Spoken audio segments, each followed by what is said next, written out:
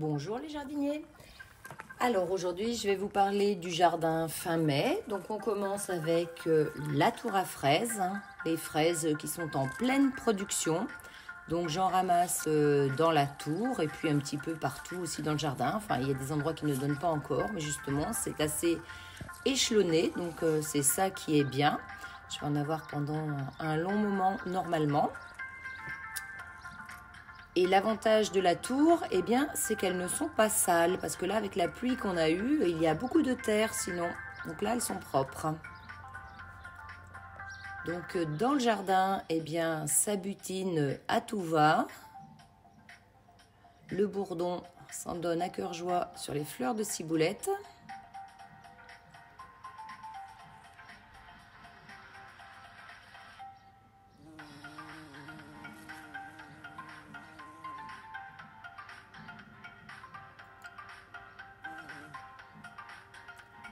Et puis bien sûr, il pleut toujours. Donc là, j'ai une vue de l'intérieur. Donc cette vue est prise de façon inhabituelle de l'intérieur de la maison. Et d'ailleurs, on entend la pluie tomber. Donc on voit le jardin côté piscine. Bien vert évidemment avec tout ce qu'il est tombé. On dirait que ça va commencer à s'arranger là maintenant. Donc là, on a vu sur la cabane et dès que j'ai une petite éclaircie, je file derrière sur ma petite table et je repique. Donc là, on me voit en train de repiquer de la salade.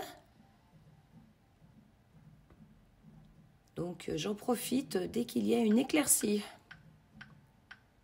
Parce que je ne suis pas abritée. Voilà, le travail est terminé. Et puis à côté de ça, j'ai des soucis avec ma poule. Donc la petite poule naine n'arrête pas de couver. Donc je la mets dans sa cage pour l'éloigner un petit peu des autres et lui passer l'envie de couver. Mais pour l'instant, rien n'y fait. Et puis comme je n'arrive pas à être bien méchante et à la laisser toute seule dans sa cage, eh bien je la laisse sortir un petit peu dans la pelouse toute seule. Mais du coup, là, on la voit, elle est très, très énervée. Donc, cette couvade qui dure. La dernière fois, ça avait duré plus d'un mois. Donc, voilà, elle s'énerve dès qu'elle sort.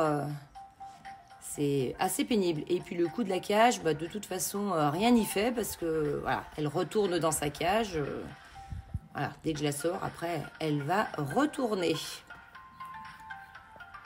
Donc là, maintenant, à nouveau, elle est retournée avec les deux copines, puisqu'il n'y a rien à y faire. J'attends, je prends mon mal en patience.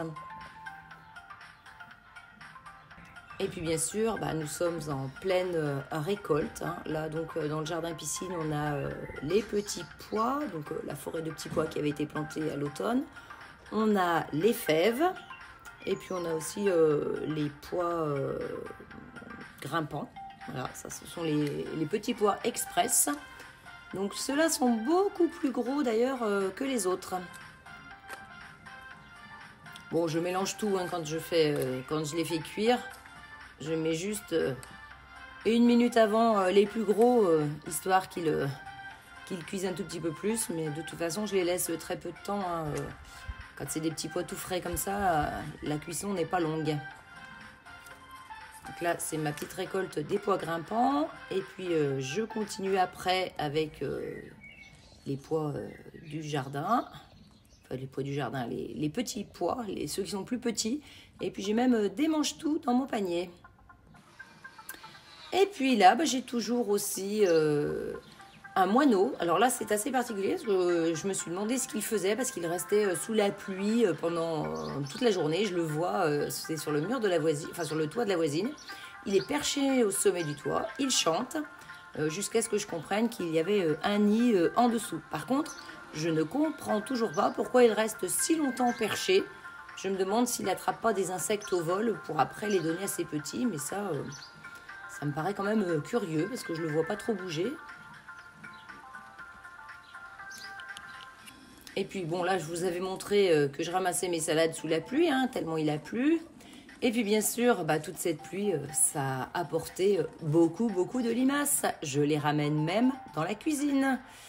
Donc évidemment que celles-ci, elles partent direction aux poules tout de suite après. J'aime pas trop les voir par ici. Et pour finir cette visite, j'ai besoin de votre aide. Donc, j'ai mes tomates qui ont des taches jaunes. Donc, je me demande ce que c'est. C'est la première fois que je vois ça. J'ai ça sur plusieurs pieds de tomates. Et en même temps, je viens de découvrir le long de mon piquet de tomates une collection d'œufs. Alors d'œufs de je ne sais pas quoi exactement. C'est là que j'ai besoin de votre aide. Je ne sais pas si la netteté va réussir à se faire. Voilà. Donc, dites-moi ce que vous en pensez. Qu'est-ce que c'est que ces œufs? Est-ce que je détruis ou pas? Donc voilà, j'ai 2 paquets et j'en avais même un troisième. J'ai naturellement écrasé sans réfléchir en voyant ces œufs. Et puis après, je me suis dit que j'allais peut-être poser la question. Ça serait peut-être plus intelligent. Mais surtout, ce qui m'inquiète, ce sont ces taches sur les pieds, sur les feuilles de tomates. En fait, je reviens dans ce jardin parce que c'était ici que j'avais vu des tomates qui avaient des taches jaunes comme ça sur les feuilles. Je me rends compte que j'ai enlevé ces feuilles qui étaient tachées. Je n'ai absolument rien fait d'autre et je vois que il n'y a plus rien. Donc, écoutez, si vous pouvez me dire de quoi il peut s'agir, je suis preneuse. Bon, écoutez, je vais vous laisser sur ces images. Allez sur ma belle salade qui est là derrière et qui est toute bien paumée. Alors, celle-ci, elle va finir dans notre assiette ce soir. Eh bien, écoutez, sur ces images, je vous dis au revoir les jardiniers. À bientôt.